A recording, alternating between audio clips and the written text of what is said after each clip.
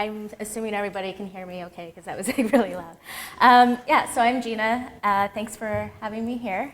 As she mentioned, I work at Salesforce in the UX department. And you can follow me or mention me on Twitter at Jina. Senior product designer on our design systems team. And I'm going to go into a little bit about what we do. I'm also the lead designer for all the branding and website stuff for SAS, which is a really awesome CSS preprocessor that I love dearly. And on that same token, I actually run the local SAS meetup called The Mix-In, and we're having an event on March 11th, and I would love to see you there, so please sign up and come. It's going to be a lot of fun. We have Tab Atkins speaking, who's a spec writer for CSS and HTML, as well as Cordelia, who works with me, amazing accessibility specialist. So I'm going to start with one of my favorite quotes. I always like to say this quote and think about this quote in the work that I do. It's by Paul Sappho, which says, "It used to be that designers made an object and walked away. Today, the emphasis must shift to designing the entire life cycle." So I think this applies a lot towards product design. And product design obviously has very interesting challenges that are maybe a little more complex than web design or graphic design, obviously. Some of those challenges include supporting multiple platforms and devices, and this range is growing and growing and growing every day. And then across all these different devices, maintaining quality, craft, and consistency. And then of course, designing for scale so your product can grow and maintain maintainability. It's kind of redundant, but you know what I mean. So some of the things that you might be designing for in product design will include desktop or web UI. With iOS, you have the watch phones and tablets, Android watch phones and tablets, Windows 8 watch or phones and tablets. A lot of different things to think about, a lot of different form factors. Enterprise product design is a whole other level of challenges on top of all of that. Some of the things that you might be considering, the multiple platforms and devices, like I mentioned before. You also might have a lot of different products and a lot of different features. You may even have a ton of customers and partners that are building on a platform that you're building, as we do. And then, of course, the struggle of innovating while maintaining all this legacy of years of UI. And accessibility requirements are incredibly important, especially for us, we have a lot of government customers, so accessibility is a hard requirement. And of course, in a large organization, you're dealing with dozens of Scrum teams, hundreds of developers, and maybe a very small team of designers. So how do we communicate design across a really, really large organization? So a lot of the conversations you might hear, we've heard in the past, it's where can I find the icons? What color is the button border? Where can I find the icons? And it just kind of keeps going and going and going and going in this cyclical cycle. I'm doing a lot of redundancy today. So a lot of people use Redlines. And if you're not familiar with Redlines, this is kind of where you spec out your design and you say 16 pixels over here, 18 over here. But for large scale applications, these are the worst, the absolute worst. They're terrible and nobody wants to maintain them, especially when your UI has so many different variations and states and different layouts and screens, and maybe there's different versions of those layouts and screens depending on what complex, the complex navigation might have all these different changes, and trying to maintain Redlines for all these different things are really hard. Now, some of the things we were doing, which was cool when we were doing a lot of this redlining, was we were using what we kind of call them tokens, or you might think of them as design properties. If you're familiar with CSS preprocessors, they're kind of like SAS variables. So instead of referring to values in our redlines, we would start referring to variables. So that got us a pretty good step forward, because it meant if we updated the design and the devs were using those tokens, then there's minimal change.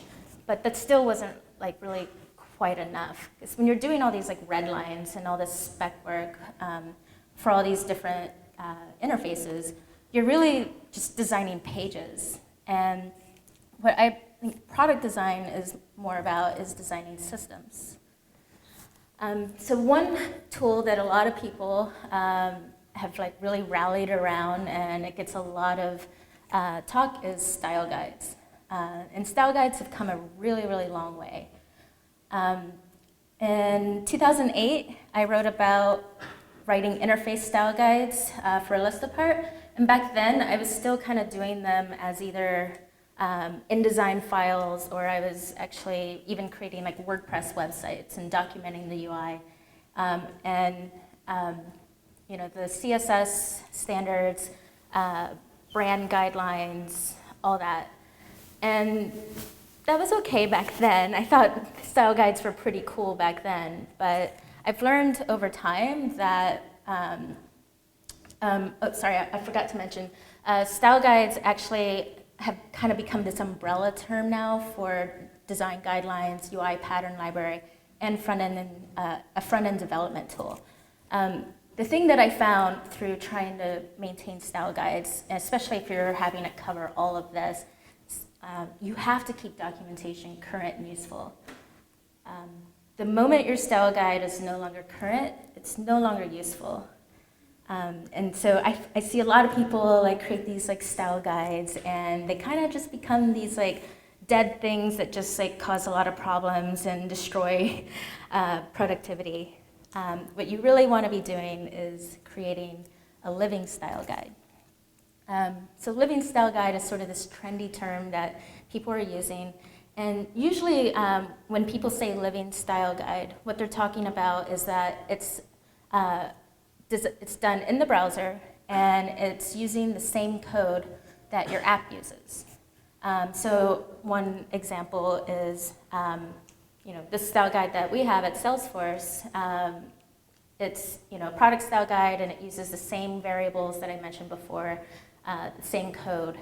And I actually fell in love with the style guide, and that's why I joined the team, because I was like, I want to work on that. But the thing that we found that's really important with maintaining style guides is you have to make documentation a regular part of your workflow. So for example, maybe you're documenting all your different components. I've found in the past, a lot of companies kind of don't really see the value in this documentation as being priority. We've got a lot of work to do, so it's kind of like this thing you do at the last minute, or maybe if you have time. But you should make it part of your regular workflow, or it's not really ever going to happen, and it's going to become a zombie style guide. So as of course you're making something new, you should document it right then and there. And in my opinion, I like designing in the browser and doing the sandbox development in the style guide, because then I'm kind of killing two birds with one stone. I'm documenting it, and I'm building it, and designing it in the browser. If you're revising something, maybe there's a bit of UI that you're updating, then you do your redesign, refactor it, and document it. Just make it part of the workflow. Sorry. Okay, gotta hydrate. So style guides can cover a lot of different things like color, typography, etc. And when you're doing things like in InDesign, every time you update colors, then you have to kind of go back into your InDesign file, update it, and it depends. If you're adding new content, you might have to reflow the document, which is another reason why living style guides are so much better. So as you're updating your design, how do you keep things like color and spacing and sizes consistent? Which is really important, obviously. But another thing that I care a lot about is productivity. How do we actually make our future design changes faster? And if you have a lot of different development teams focus on particular products, or not products, but devices, maybe you have an Android team and you have an iOS team and you have a web team, they're probably all using very different code stacks or tech. stacks. So like, how do you create a design system that's agnostic and allows developers to keep working in the comfort level that they're working in and not have to like change like their stack just to like conform to your design system? So a phrase that we throw around a lot at Salesforce, and I actually thought somebody at Salesforce came up with it until I went to a JS conference and heard a lot of people using it there, so I was like, oh, I guess we didn't come up with that. But it's single source of truth, which in other words just means don't repeat yourself. So over the last year, we've done a lot of workflow changes and process changes, and where we've kind of landed now is what we're calling a living design system. So it's kind of like another level up from living style guides. So UX, which is where I live, we create and we define the system, and we have these tools that we build, like the style guide, the design properties, which are the tokens that I mentioned before, and things like assets, like SVGs. We have these all in these like central repositories, and we update them. And then the dev teams, like in the whole ecosystem, consume that. So there's a lot of things to think about, like typography, colors, gradients, borders, metrics, spacing, animations, transitions. And usually if you have like your app on a lot of different devices, you might want to like make your app feel like it lives in that device's ecosystem, but there are certain things you want to carry through globally, like color, for example. So one of the things that we've been working on is this thing called Theo. And Theo is a node module, NPM module. And the way it works is we have a JSON file that my team and the prototyping team, we work together and we maintain this JSON file. And we store all those tokens that I talked about, like our colors or fonts or spacing and all that stuff. And then Theo basically generates Sass/stylus, Lightning, which is our internal framework that we build our production web app on, JSON for iPhone, XML for Android, HTML for the style guide. And so when we update it, we generate all these different things, and then all the different teams pull in whatever particular piece of it is that they need. So for example, here I'm documenting a color text and the value, and I'm giving it a comment, and then we generate a Sass file full of variables and even display the comment. For iOS, actually I should go back and show. So here we're using hex because that makes sense for Sass, but like in iOS, the way that we've got it set up, it actually makes better sense to do RGBA. So we might do something, a little different for iOS. And then of course generating the markup needed for the style guide. So we have this kind of work in progress new style guide that we're working on, which this is a tiny sneak peek. This is a page that is completely generated from that. So as I add a new color, I push it up to our internal GitHub, and then this page just starts showing the new value. So now the devs and designers can come here and kind of see, what color am I supposed to use for this thing? The devs don't even care what color it is, they just care about the name, because that's what they're going to plug in, and then if we change it, they don't have to worry, which is really awesome. So as I mentioned, you might have hex or RGBA, or maybe with Android or doing 8-digit hex. Theo will take that into account when it's generating these different files. And it also takes things into account like converting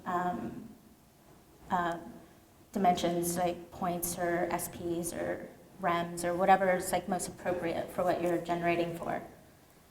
So this has been really huge for us. It means that we tell both our designers and our developers that there should be no hard-coded values.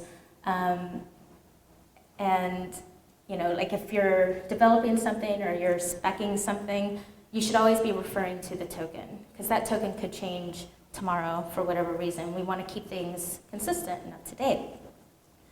And it means we have like no more proliferation of all these like inconsistent styles. And this is really huge for enterprise. It's also like good for smaller companies too, but like really huge for enterprise. And something that I care a lot about, I mentioned I really care a lot about productivity. I don't have to contact every single dev team just because I made a minor color change. This is really important for things like accessibility. Like, we have to make sure our colors are contrasted enough and pass tests, that they are high contrasted enough. And if something fails, I'm gonna need to update the value of either the background or the foreground to make it pass. And it used to be that I had to file all these bugs against all these different dev teams to make sure that they changed the color so it would pass. Now, I just basically change it on my end in that JSON file, and I push it up, and then we have this automated tool that runs through Jenkins, and then it's pushed up on the style guide, and then when the devs are ready and they do a build, they just bring that in and done. It's really, really awesome.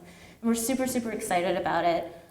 So we open sourced it, and if you are curious or want to try it out, please do, because we're looking for feedback, and we want to make it cool, and we want to, we built it with our use case in mind, but we want it to also take care of maybe what your use case is. So please check it out, give it a try, and please give us feedback. We've had people actually submitting pull requests and issues, and it's really awesome because it's making us see other use cases of how this could be used. I even had a conversation yesterday with a copywriter who is looking to do some sort of tokenized system for UI text, for buttons and stuff, and dealing with translation. So this is another thing that we're going to be looking at soon, which is really kind of fun to think about this used for a different purpose.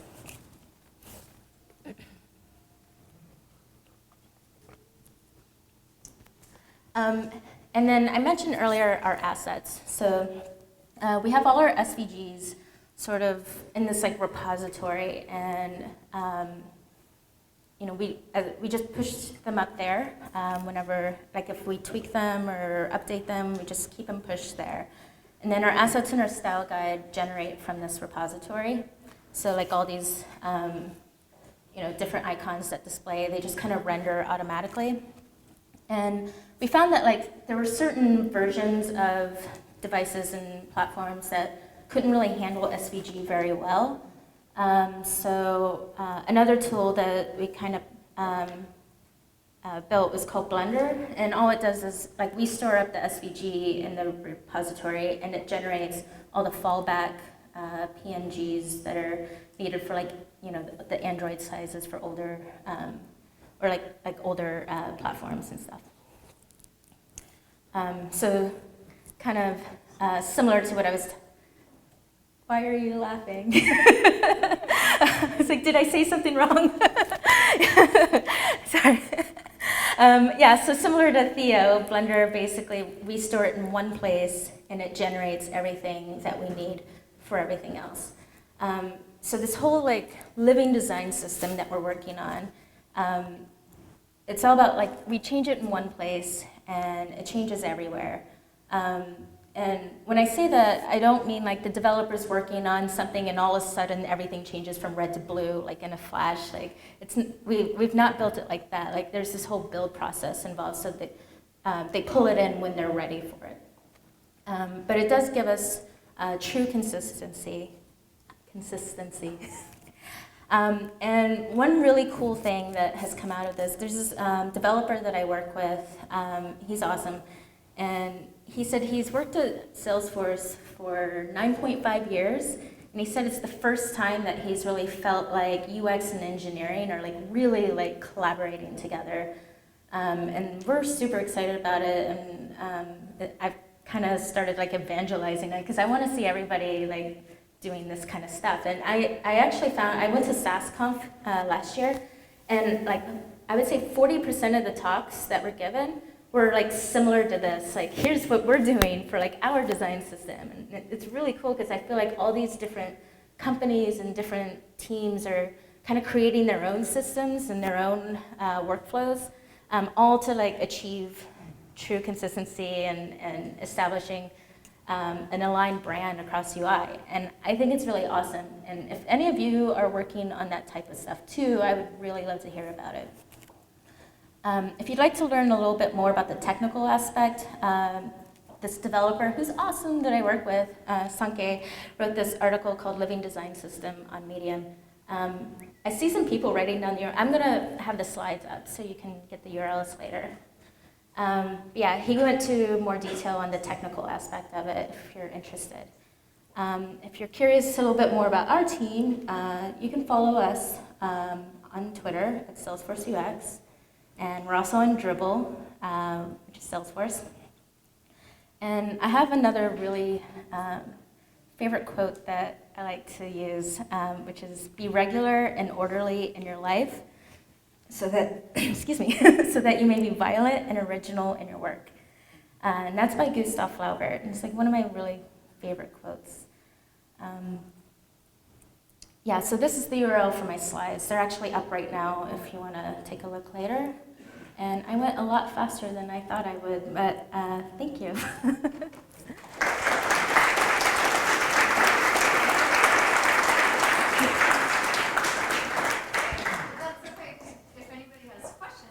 Yeah, questions. Yes. Oh, I can.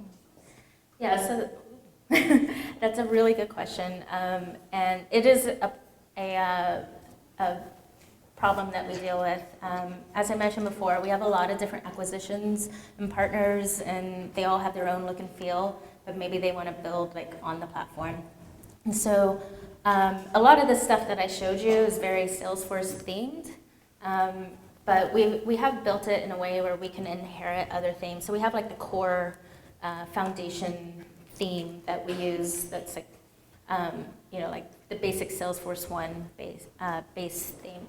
And then, if we have certain companies that maybe kind of want to look the same, but maybe the blues are red because that's their brand, they can just change that through the same like token system. They just like update the value.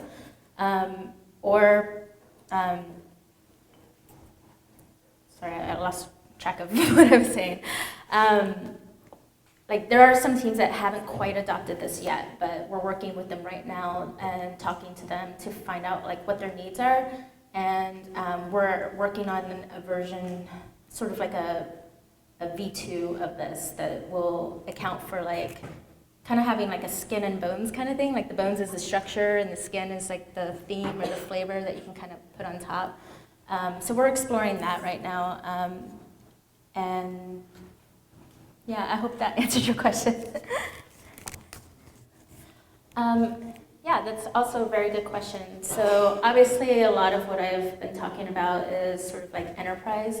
I do think a lot of these like processes and workflows can work for small companies too. We have the advantage of actually having a team like focused on this and dedicated.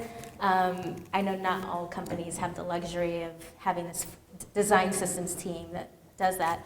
I do think it's helpful to like maybe, like if you have like a particular release cycle, to maybe schedule out some time within that release cycle to update the system. So maybe your design's informing the system and your system's informing the design. So it's sort of like this cyclical thing. So just as you would have like maybe a period in your release cycle where you're doing QA and testing, like maybe there's either part of that or right before that there's this whole part of like, okay, let's make sure that we're dedicated to like moving the system along. That's my dream world anyway. Like I know like it's hard to kind of like create all these tools when you're small. That's why I kind of think it's awesome that everybody's open sourcing this kind of stuff right now. So like maybe our system isn't right for you, but I've been seeing like a ton of other companies, like I think Causes has been doing a lot of stuff around here, and they're a lot smaller. So maybe like their system is a little more appropriate for the size of your company. There's a ton of really awesome stuff happening. Hello? Okay. Okay, that's much better. Yeah, so I think like maybe it's not that you're using these same tools or the same stack that we're using, but through us like documenting, like, and not just us, like all the other companies that are doing it too, sharing their workflow, you can maybe create the system that works for you. Right before I started at Salesforce, I was working on the SaaS website, And it was the first time that I was open sourcing a website, and that kind of gave me a little designer panic attack, because I was like, if somebody's contributing to the design, which I totally encourage, I was worried that the style guide would get out of date. And like I said, I want to keep the style guide up to date. And so I think there's other ways of doing it. Like what I had done, I built a site on a static site generator called Middleman. And Middleman is basically like a Ruby-based static site generator, and you can write Markdown, Haml, Sass, ERB, like whatever, like typical stuff like you would do in a Ruby and Rails app. And I'm not a Rubyist by any means, but I was able to kind of hack the style guide in a way where I had these YAML files where I was storing name and color values for color, and then I changed my Sass file to include the ERB extension, and then I was able to write Ruby in my Sass file. So I was actually like generating the variables looping off of my YAML file, and then the style guide was generating the swatches off of that same YAML file. And so it's sort of like this like quick little hacky thing that I did, and it's actually like I presented it to my team at Salesforce, and I was like, I know we don't use Ruby, and I know we have a very different stack, but here's what I did, is there's something we could do, and the developer that wrote that article basically built this like tool in like a day. And so I think like the inspiration's out there, and just finding a way to work it like into whatever your stack is. Yeah, I hope that answered your question. Yeah, cool, thanks. Any other questions? That's a hard question. Yeah, so it's definitely a struggle maintaining legacy code and trying to innovate. It's tricky, especially with a lot of code.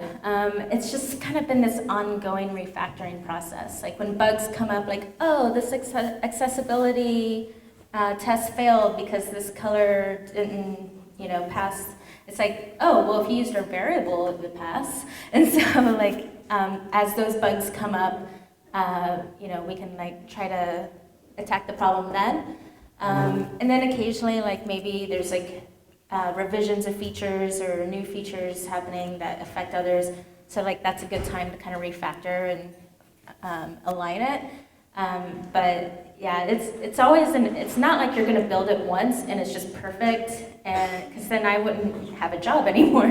It's basically an ongoing thing. Like you're constantly refining and fine tuning it. It's tricky. Yes.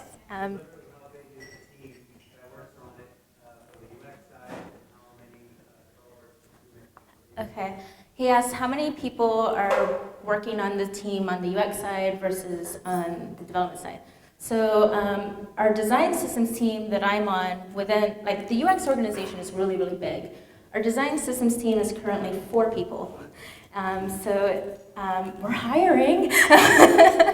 But yeah, like we have a really strong visual designer, a really strong CSS architect. I'm like the hybrid, and the guy that like leads our team, he's also a hybrid. And then we have a sister team, which is the UX engineering team, and we work very closely with them, and they help us build all the, we don't have the skill level to build these tools, but like we have the ideas, and we can put our design system into it. So they help us build the tools, and they also do a lot of work on the prototyping. But that's still all on the UX side, and I think there are about 5 people on the UX engineering team. And then on the actual engineering side, hundreds. But I have like a go-to person, the one that I said worked at Salesforce for like 9.5 years. Like he's sort of my go-to person. I just ask him all the questions, and then he can, reach out to whoever needs to be reached out to. So, any more questions? We have time for a few more questions. Anyone want a job? Is this a good time to Yeah, break out? we can wrap it up. Yeah, I guess we can wrap it up. Thank you. Thank you.